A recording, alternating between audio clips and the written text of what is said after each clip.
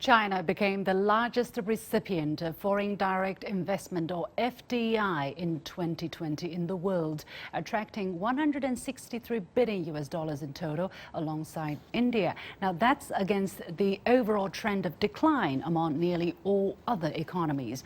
What factors have led to the two countries, especially China, bucking the global trend? How is that going to impact economic recovery going forward? And while the United Nations calls for collective action to boost cross-border investment, what is global FDI landscape going to look like?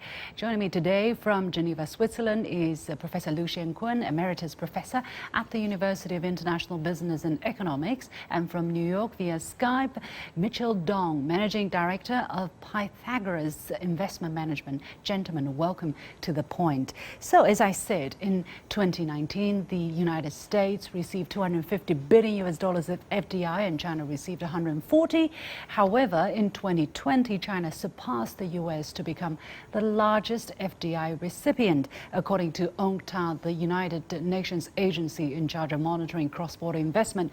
In 2019, the top recipients for FDI were mostly developed countries, but in 2020, that changed. In terms of growth rate, for instance, India and China were the highest, as you can see in the green columns on the right.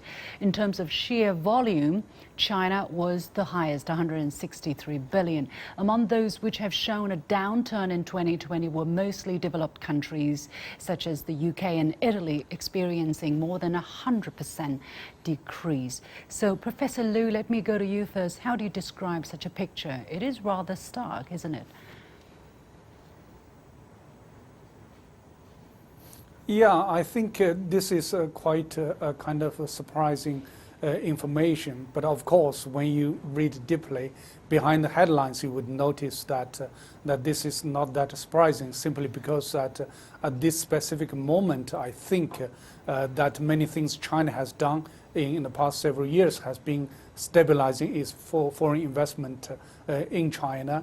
And while the situation in other countries are not so nice, in terms of China, I think that what China has done, the investment facilitation measures taken by China, some 40 measures or policies in the past 2 or 3 years, including in April by Chinese Ministry of Commerce with 24 specific measures to stabilize foreign investment in China against the pandemic. I think those stabilized the situation.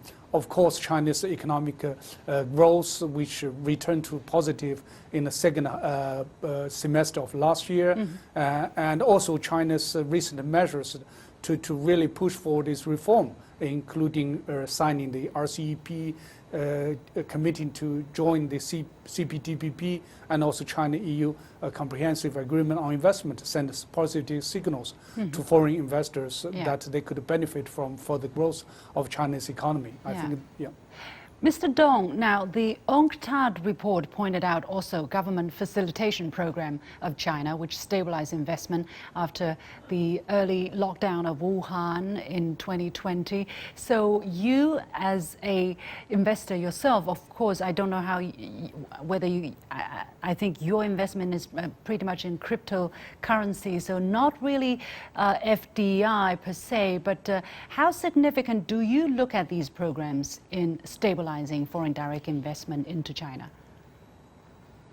Well, I see that the foreign investment is highly correlated to public health.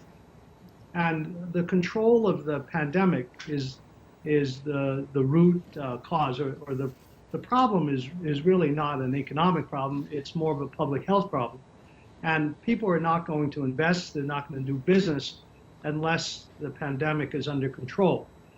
In your country. And China had an initial head start in that it, with its command and control system, was able to enforce lockdowns, which greatly limited the spread of the virus. In the US, it was the opposite. You know, it's a democracy, people do what they want, and even though the government recommends social distancing, wearing masks, etc., that was very weak, and as a result, the pandemic spread. So that's why investors invested more, or did more economic activity in countries that had controlled its pandemic. But looking forward, it's a very different picture, which we could get into a little bit later. We'll get to that. Now, China was the only G20 member to register positive growth in 2020, 2.3%, although it is the lowest growth rate in decades for China. But compared to other economies, it is rather impressive. So, Professor Liu, I want to hear your explanation as to the correlation, if any, between the two trends, GDP growth and China's FDI investment.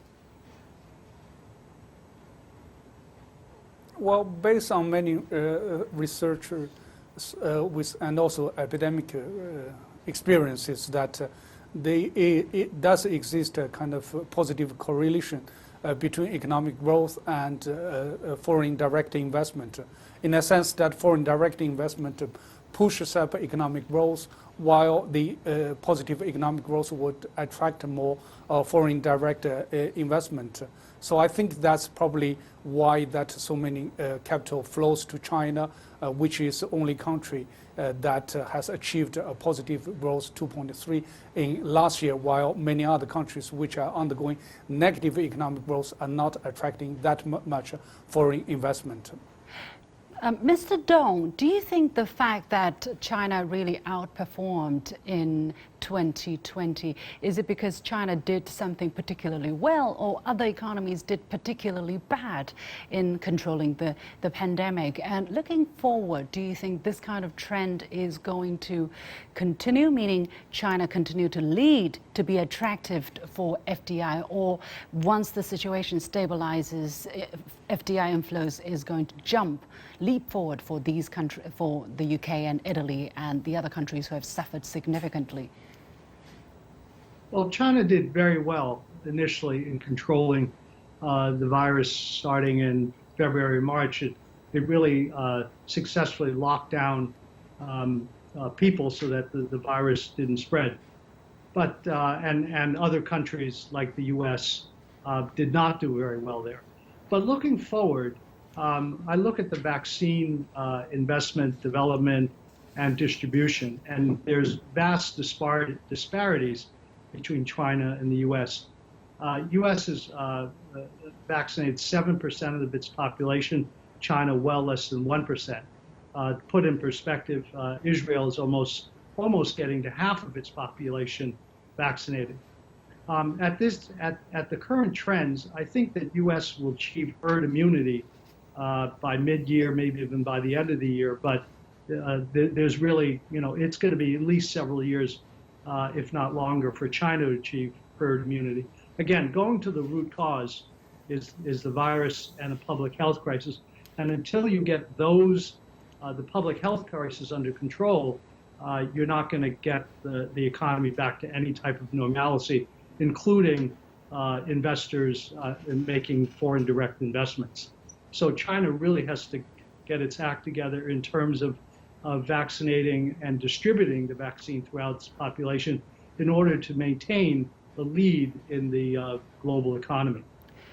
The United Nations, however, has been calling for collective action in the multilateral approach in terms of cross-border investment. Together we stand, divided we fall. Basically, one chapter of that UNCTAD report is devoted in that. Professor Liu, in what way can international collaboration regulate or result in a more healthy FDI distribution and flow? Well, I think if we look back at the past several years, I mean, as any international multilateralist, and it's sad to see that the multilateralism has been very much eroded by the populism and unilateralism, and also, of course, the global policy environment was that uncertain given the trade protectionism.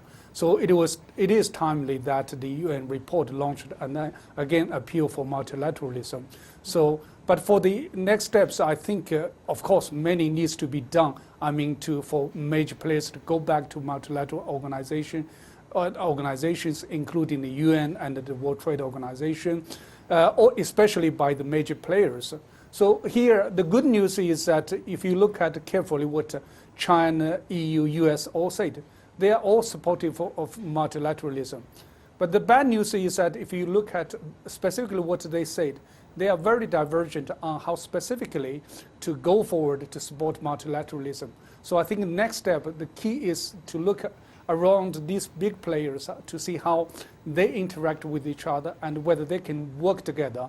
And in the next step of discussion, which will be the key, I think, to shape the next step of multilateralism. Mr. Dong, not so much in ideologies and isms, in terms of better coordinating their economic policy, as has been the #1 call for by President Xi in the Davos meeting. What do you think can be done? Because there's a lot of money seeking opportunities everywhere, and there's a lot of money seeking Chinese money seeking investment opportunities everywhere as well. But because of all the kind of restriction and friction and doubt, review, these money simply cannot go to where they could possibly go. How do you look at that? What can be done? Yeah, well, multilateralism to me in the near term means working together to fight the pandemic. It's the human population against the virus, and just getting it under control in U.S. and China is not good enough. If Africa doesn't achieve herd immunity, then the world remains at risk. It's like we're at war with the aliens. It's the human race against the virus. Reminds me of a movie in the 60s called The Day the Earth Stood Still, and it's the human race against the aliens. So whatever the disputes, work first together, bring the virus under control, and then we'll have growth. I have to leave it there. Mr. Dong, next time we'll hear more from you. Many thanks to Mitchell Dong and Xiankun joining us from Geneva.